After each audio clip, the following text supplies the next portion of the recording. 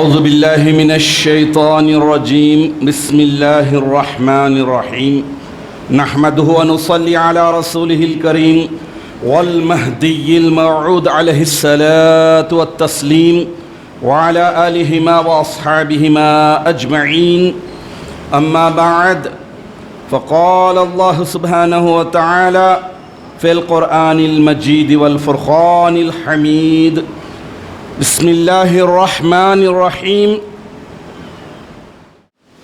إنما تنذر من اتبع الذكر وخشي الرحمن بالغيب فبشره بمغفرة وأجر کریم۔ صدق اللہ العظیم۔ سورہ یاسین آیت نمبر 11۔ عزیزان محترم، ہر مومن مرد اور عورت کی یہی خواہش ہوتی ہے کہ زندگی میں آسانی ہو، اللہ آسانی کے ساتھ مغفرت عطا کر دے، بخش دے، معافی کی دولت سے سرفراز فرما دے، اللہ کی رضامندی مل جائے، نجات ہمارا مقدر ہو جائے، سعادت مل جائے۔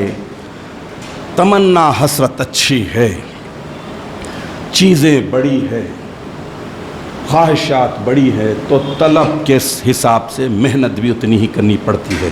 اور یہ رمضان المبارک کا مقدس مہینہ، یہ جو طلب ہے، یہ جو بڑی بڑی خواہشیں ہیں، رمضان المبارک کی عبادتیں ان خواہشوں کی تکمیل میں زبردست مددگار بنتے ہیں۔ آسانی چاہیے، رمضان المبارک کی عبادتوں کو اخلاص کے ساتھ، محبت کے ساتھ کیجیے۔ مغفرت چاہیے، رمضان المبارک کی عبادتیں۔ معافی چاہیے، اللہ کی رضا چاہیے، اور نجات چاہیے، سعادت چاہیے، تو سب مل جائے گا۔ اخلاص اور محبت کا پیکر بن جاؤ، تو پھر اللہ تبارک و تعالیٰ رمضان المبارک کی عبادتوں میں اتنا اثر، اس کا ثواب اتنا بڑھا چڑھا کر دیتے ہیں کہ انسان تصور بھی نہیں کر سکتا۔ حاضرین محترم، حدیث شریف میں ہے کہ افضل الجہادی جہاد النفس، جہاد میں سب سے افضل جہاد اپنے نفس سے جہاد کرنا ہے، اپنے نفس کی مخالفت کرنا ہے، اپنے نفس کو کچلنا ہے، اس کی خواہشات کو کھندل کر اللہ کی اطاعت اور عبادت کے راستے پر آگے بڑھتے جانا ہے۔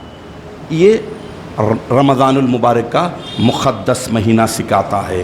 اس لیے نفس باقی، فساد باقی۔ نفس باقی رہا تو فساد رہے گا، اور جہاں پر فساد رہے گا مومن بندے کا مفاد نہیں ہوگا۔ حاضرین محترم، میں نے آپ کے سامنے سورہ یاسین کی آیت نمبر 11 کی تلاوت کا شرف حاصل کیا۔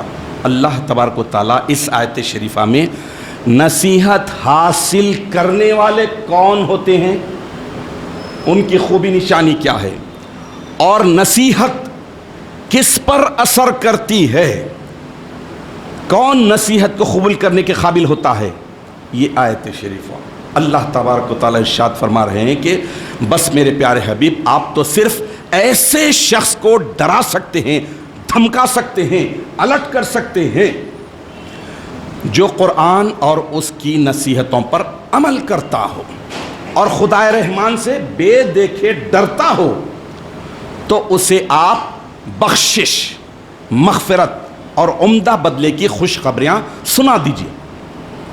اب اس آیت شریفہ میں دو باتیں بتائی گئی۔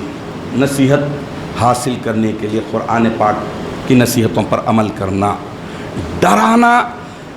اللہ کے 1,24,000 سے زائد انبیاء کرام، یا ایک دوسری روایت کے حساب سے 1.5 لاکھ سے زائد انبیاء کرام مختلف قوموں میں، مختلف ملتوں میں، مختلف ملکوں میں آئے، ڈرائے، سمجھائے، بتائے۔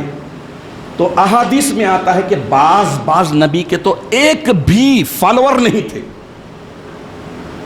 تو اس کی وجہ یہی ہے کہ ڈرانے کا کام تو انہوں نے اللہ کی طرف سے جو ان کو حکم تھا پورا کیا، لیکن ڈرنے کے لیے ضروری ہے کہ قرآن اور اس کی نصیحتوں پر، اللہ کی کتاب پر، اس کی نصیحتوں پر عمل کرے اور خدائے رحمان سے بے دیکھے ڈرے۔ ہر شخص اللہ کو دیکھ نہیں سکتا، لیکن یہ تو سمجھ سکتا ہے کہ اللہ ہمیں دیکھ رہا ہے۔ تو قرآن پاک نصیحتوں سے بھرا پڑا ہے، عبرتوں سے بھرا پڑا ہے، قوموں کے انجام سے بھرا پڑا ہے، مثالوں سے بھرا پڑا ہے، لیکن اس کے لیے ضروری ہے کہ نصیحت حاصل کرنے کا سچا جذبہ ہو۔ اور تاریخ گواہ ہے کہ نصیحت ہمیشہ صرف فائدہ پہنچاتی ہے، کوئی نقصان نہیں۔ نصیحت صرف فائدہ پہنچاتی ہے، اس لیے کوئی اگر ہماری بہتری کے لیے، بھلائی کے لیے، ہمارے اپنے فائدے کے لیے کوئی بات بتا رہا ہے کہ یہ اللہ کا حکم ہے، یہ اللہ کے رسول کا حکم ہے، یہ اللہ کے خلیفے کا حکم ہے، یہ بزرگان دین کا قول ہے، یہ بزرگان دین کی روش ہے، یہ ہمارا قوم مہدویہ کا ٹریڈیشن ہے، یہ ہے، یہ بتا رہا ہے، تو بڑھ کر ویلکم کر کے اسے قبول کر لینا چاہیے، اگرچہ کہ تھوڑی دیر کے لیے اس پر عمل کرنا اس کی سکت میں، کیپیسٹی میں نہیں ہے، لیکن قبول کرنا چاہیے۔ اگینسٹ جانا یہ بے وقوفوں کی اور بدبختوں کی نشانی ہے۔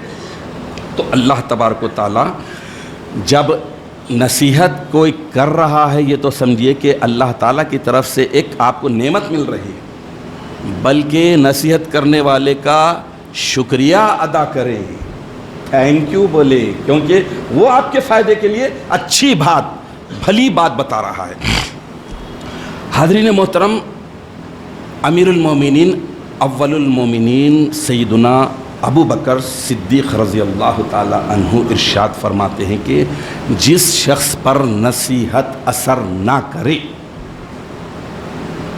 تو سمجھ لو کہ اس کا دل ایمان سے خالی ہے۔ ایک دم پرفیکٹ بات، نصیحت اثر نہیں کر رہی، نہ اللہ کا ڈر ہے نہ ایمان ہے، اس واسطے نصیحت اس پر اثر ہی نہیں کر رہی ہے۔ تو کیا کوئی مسلمان اس بات کے لیے پسند کرے گا کہ اپنا دل ایمان سے خالی ہو جائے؟ اللہ کی طرف سے اللہ تعالیٰ کائنات میں بکھیرے ہیں، جگہ جگہ عبرت ہے، جگہ جگہ نصیحت ہے۔ ایک چھوٹا بچہ بھی مجھے نصیحت دے سکتا ہے، اور یہ میری خوش قسمتی ہوگی کہ اسے میں اپریشیٹ کرتے تھینک یو بولوں، اظہار تشکر کروں۔ اور اللہ تبارک و تعالیٰ نے جو بھی اچھی بات ہے اس میں مٹھاس رکھی ہے، فائدہ ہی فائدہ رکھا ہے۔ میں آپ کو بتاتا ہوں کہ اللہ تبارک و تعالیٰ ارشاد فرما رہے ہیں کہ اے میرے پیارے حبیب، آپ اس کو نہیں ڈرا سکتے۔ ڈرا کس کو سکتے ہیں؟ نصیحت اس کو نہیں کر سکتے۔ کسے کر سکتے ہیں؟ انما تنذر من اتبع الذکر، آپ اسی کو ڈرا سکتے ہیں، اسی کو راہ راست پر لا سکتے ہیں، اسی کو گائیڈ کر سکتے ہیں جو اللہ تبارک و تعالیٰ کی طرف سے دی ہوئی ہدایت کے مطابق اللہ کی کتاب میں جو نصیحتیں ہیں اس پر عمل کرنے کی سعادت حاصل کرتا ہے، اور ڈرتا ہے، لرزتا ہے اللہ کے تعلیمات، احکامات، فرمودات، باتوں کے اگینسٹ جائے۔ تو میں اس کے لیے ایک مشہور واقعہ رکھتا ہوں۔ حضرت فضیل بن عیاض رضی اللہ رحمۃ اللہ علیہ، جو پرسوں ہی جن کا ذکر ہوا، بہت بڑے ڈاکو تھے، لیکن اللہ تبارک و تعالیٰ نے ان پر اتنا بڑا احسان کیا کہ بہت بڑے ولی اللہ بن گئے اور بڑے محدث بن گئے۔ ان کے کئی شاگرد ہو گئے، سینکڑوں ہزاروں کی تعداد میں حدیث سیکھنے والے بن گئے ان سے۔ وہ ہستی فرماتے ہیں، ان سے پوچھا گیا کہ اے ابو علی، ان کی کنیت تھی، اے ابو علی، آدمی نیک کب بنتا ہے، بھلا کب بنتا ہے، اچھا کب بنتا ہے؟ تو آپ نے کہا کہ جب اس کی نیت میں نصیحت حاصل کرنے کا سچا جذبہ ہو۔ نیک کب بنتا ہے؟ نصیحت ہونا، نہ قبول کرنے کی صلاحیت ہونا۔ میگنیٹ میں اگر میگنیٹزم سسٹم ختم ہو جائے تو آپ میٹل پہ رکھ لو، کس پہ بھی رکھ لو، انہیں کیچ ہی نہیں کرے گا۔ تو فرماتے ہیں کہ اور دوسرا ہے کہ دل میں اللہ تعالیٰ کا خوف بھرا ہو، زبان پر سچائی ہو، اور اعضاء سے، اپنے باڈی کے پارٹ سے اعمال صالحہ کا صدور ہوتا ہو۔ یعنی حضرت نے نیک بننے کے طریقے کو بتا دیا کہ اقرار باللسان، زبان سے اقرار کرنا، تصدیق بالقلب، جو زبان سے کہے وہ دل کو سچ دکھے، سچ مانے، دل اس کی سچائی کی گواہی دے. اور عمل بالجوارے، عمل بالجوارے یعنی اپنے جوارے سے، اپنے باڈی پارٹ سے عمل کر کے بتا دے کہ زبان نے جو اقرار کیا، دل نے جو سچ جانا، وہ اس پر عمل کر دے. پھر ایک اور بات لکھتے ہیں حضرت عمر بن عبد العزیز رحمۃ اللہ علیہ، بڑی مشہور ہستی تاریخ اسلام کی. انہوں نے ایک عالم سے فرمایا کہ آپ مجھے کچھ نصیحت کریے. خود بہت بڑے اس وقت کے خلیفے، بہت بڑے عالم، بہت بڑے متقی، بہت نیکوکار، لیکن ایک عالم سے کہہ رہے ہیں، فرمائش کر رہے ہیں، ڈیمانڈ کر رہے ہیں کہ آپ مجھے کوئی نصیحت کریے. تو وہ عالم جواب دیتے ہیں، کہتے ہیں کہ حضرت آپ خلیفہ ہونے کے باوجود موت سے نہیں بچ سکتے، ہرگز نہیں. حضرت آپ کے آب و اجداد آدم علیہ السلام سے لے کر اب تک سب کے سب موت کا جام پیے ہیں، آپ بھی ایک نہ ایک دن موت کا جام پیئیں گے اور آپ کی بھی باری آئے گی. یہ سننا تھا. وہ ہستی زار و خطار رونے لگے، گریہ ازاری کرے، اللہ کے خوف سے اتنا روئے کہ سارے حاضرین رونے لگ گئے. عزیزان محترم، یقیناً میں نے جس آیت شریفہ کی تلاوت کا شرف حاصل کیا، اس کو ذہن میں رکھتے ہوئے کہ اے نبی، اے میرے حبیب، آپ صرف انما تنذر، صرف انہی کو ڈرا سکتے ہیں، انہی کو الرٹ کر سکتے ہیں. خبردار کس کو کر سکتے ہیں؟ انہی کو کر سکتے ہیں. دونوں صفتیں بتا دیے کہ جو قرآن اور اس کی نصیحتوں پر عمل کرتا ہو اور خدائے رحمان سے بے دیکھے ڈرتے رہتا ہو. تو آج معاشرے میں دیکھ لیجئے آپ، سب بول دیں گے، سب کر لیتے ہوئے ڈرش نہیں، خوفش نہیں، نصیحت ہی قبول نہیں کر رہا ہے. ادھر سے انہیں ٹپک رہا ہے، ادھر سے انہیں مر رہا ہے، ادھر انہیں جا رہا ہے، اپنے ہاتھوں سے دفنا رہے، پھر بھی نصیحت نہیں.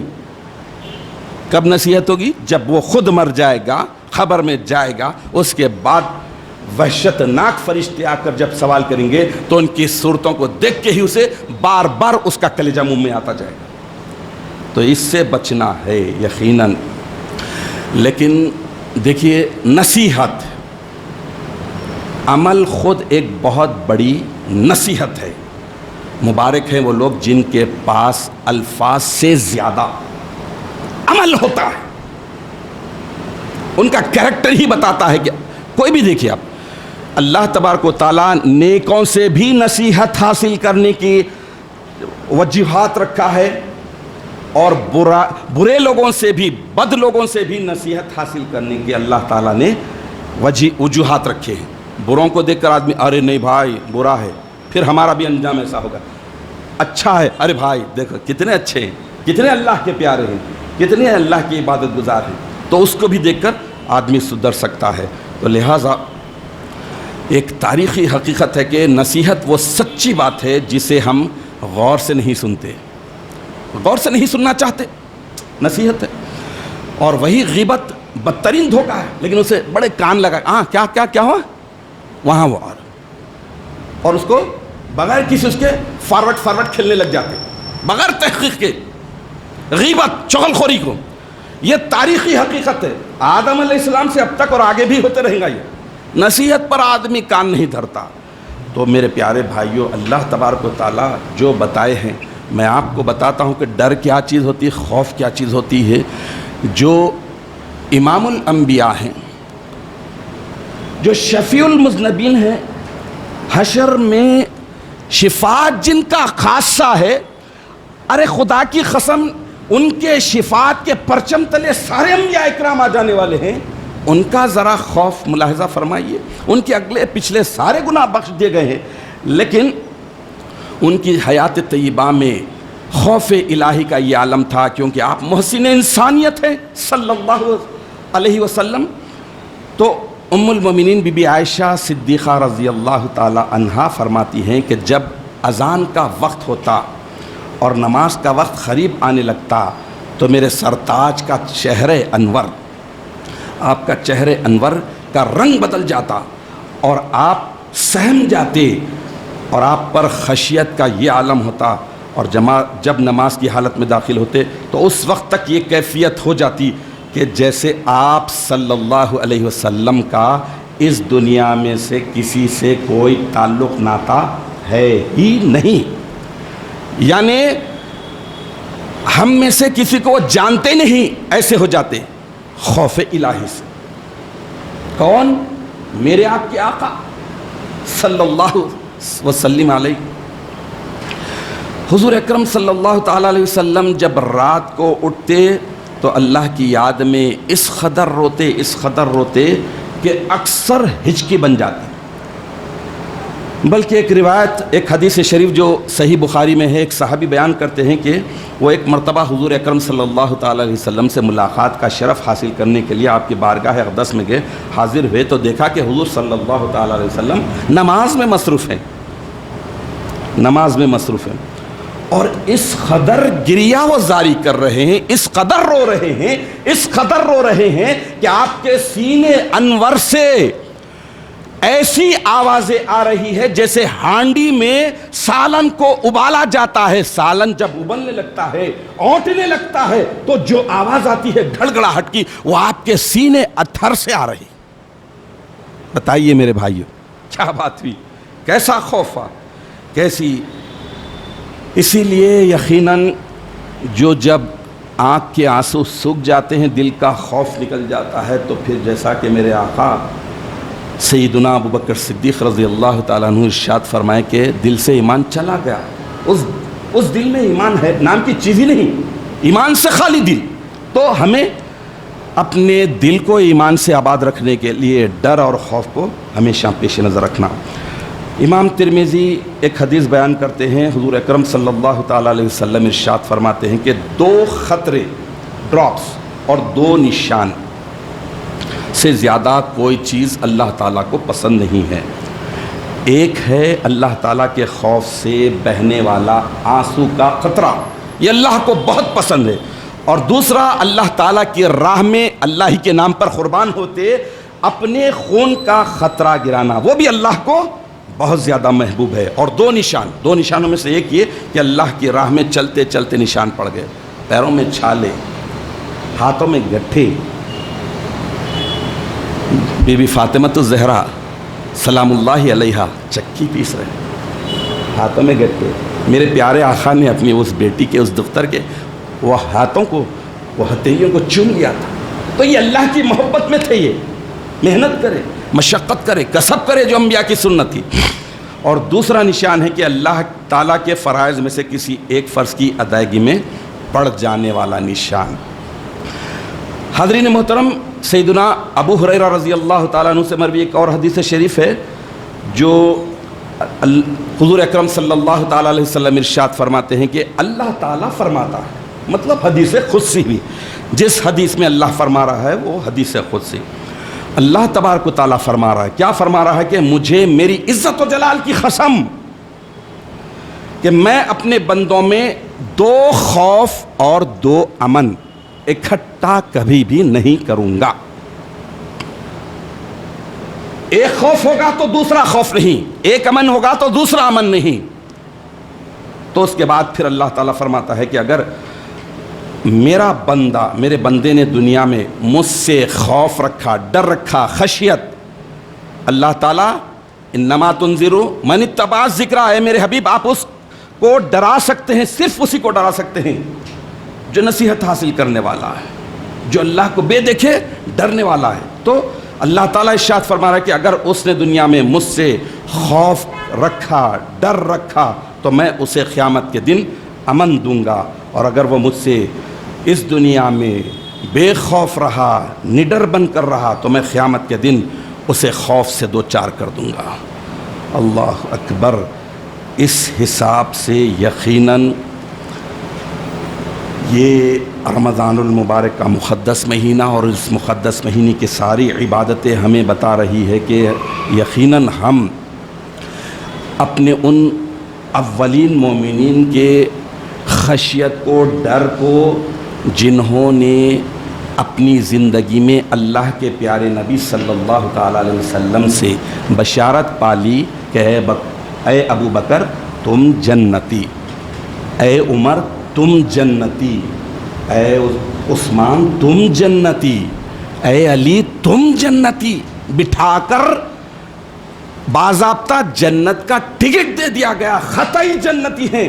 اور کل جن شہدائے کرام کا عرس شریف ہے بدر کا، بدر کے شہدائے کرام، اگر جنگ بدر اسلام کی نہ ہوتی تو اسلام آج یہاں تک آ ہی نہیں سکتا۔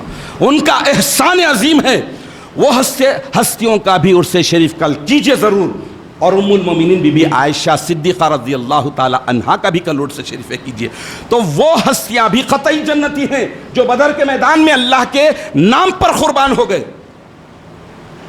لیکن اس کے باوجود ان لوگوں کا کیا حال تھا؟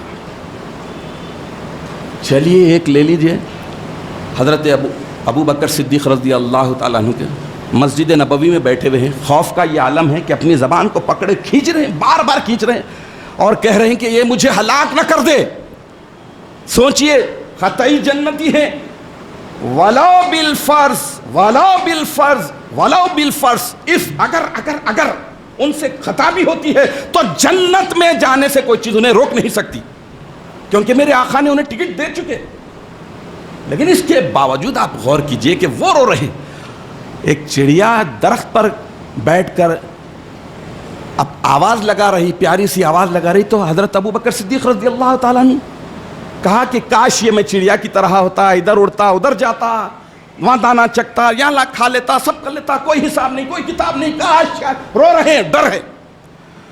حضرت عمر فاروق رضی اللہ تعالیٰ عنہ کا ڈر کیا ہے، خوف کیسا ہے، جن سے شیطان جنہیں دیکھ کر راستہ بدل دیتا، بھاگ جاتا، وہ ہستی رو رہے۔ تو یہ آپ کو اور ہم کو بتایا جا رہا ہے کہ دیکھو نڈر ہوگے تو پھر آخرت میں تم کو خوف ہی خوف رہے گا، امن نہیں ملے گا۔ اللہ تبارک و تعالیٰ کھلم کھلا بتا دیے ہیں کہ نصیحت کون حاصل کر سکتا ہے اور کس سے نصیحت نہیں ملے گی۔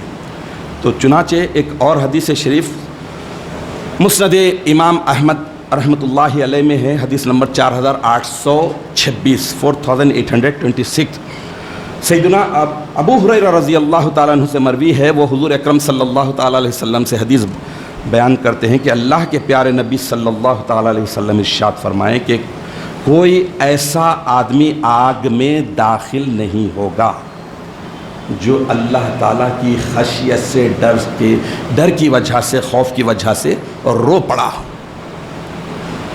تو یہ ڈر اور خوف، یقیناً دو ڈر انسان کو ہونا چاہیے، یا کم سے کم دو میں سے ایک ڈر تو ہونا چاہیے۔ ایک خالق کا ڈر، دوسرا مخلوق کا ڈر۔ تھوڑی دیر کے لیے اللہ تعالیٰ وہاں ہے نا، کر لیے۔ مخلوق کا تو کم از کم ڈر ہونا کہ مخلوق مجھے دیکھے گی اس حال میں تو کیا ہوگا، مخلوق مجھے یہ گناہ کرتے ہوئے دیکھے گی تو کیا ہوگا۔ اور جب دونوں ڈر نکل جاتے ہیں تو وہی نڈر ہوتا ہے۔ میرے آقا کو اپنی آنکھوں سے دیکھنے والا ابو جہل ایک طرف ہے، تو میرے آقا کو اپنی آنکھوں سے، مبارک آنکھوں سے دیکھنے والے صحابہ کرام رضوان اللہ علیہم اجمعین کا طرز زندگی ہے۔ ان کی پوری زندگیاں رونے میں، ڈر میں، خوف میں، خشیت میں گزری ہے۔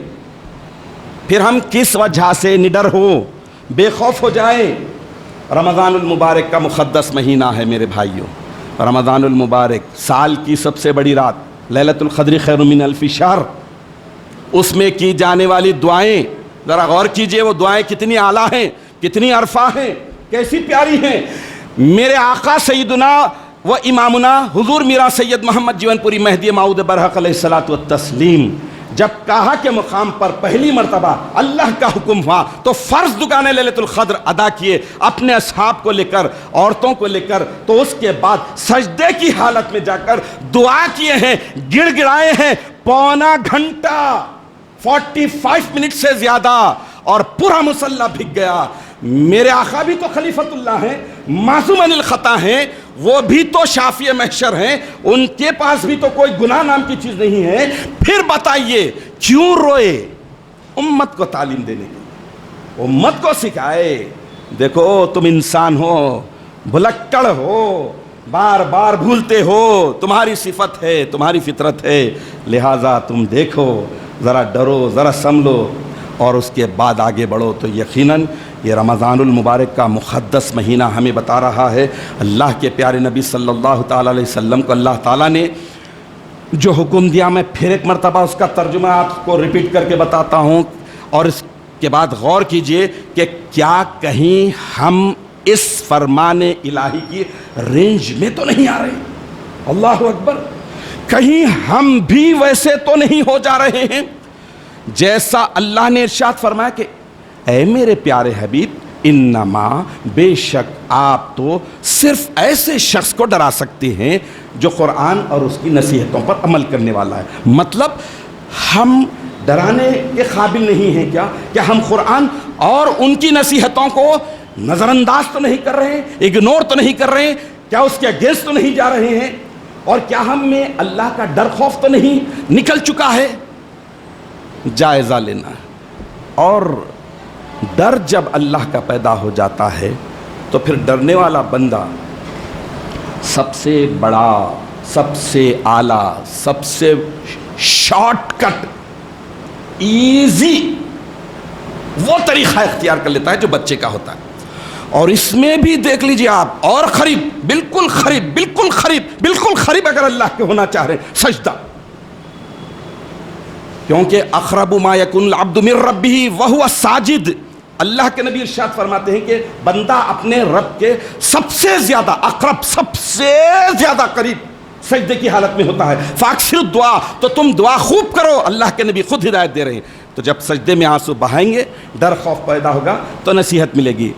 کسی کو دیکھے، ارے بھائی آج ان کا اچھا عمل دکھا، مجھے بھی اختیار کرنا چاہیے۔ ارے وہ برا آدمی برا کام کیا، مجھے تو وہ نہیں کرنا چاہیے۔ یہ کیپیسٹی پیدا ہوتی ہے۔ تو اللہ تعالیٰ سے دعا ہے کہ الہ العالمین تو ہمیں اس بات کی توفیق عطا فرما کہ ہم بھی یقیناً اللہ تبارک و تعالیٰ کے دی ہوئی ہدایت سے فائدہ اٹھاتے ہوئے اس بات کی توفیق حاصل کریں کہ قرآن اور قرآن میں بیان کیا گیا سارے نصیحتوں کو قبول کرنے کی صلاحیت ہمیں عطا کرے، اس پر عمل کرنے کی توفیق عطا فرمائے، اور ہمیں نڈر پن سے، بے خوفی کی منحوسیت سے، لعنت سے بچاتے ہوئے تیرا خوف، تیرا شوق ہمارے دلوں میں پورے طور پر بسا دے، تاکہ ہم دنیا میں بھی کامیاب اور کامران رہو اور آخرت میں بھی کامیاب اور کامران ہو جائیں۔ آمین یا رب العالمین، وآخر دعوانا ان الحمدللہ رب العالمین۔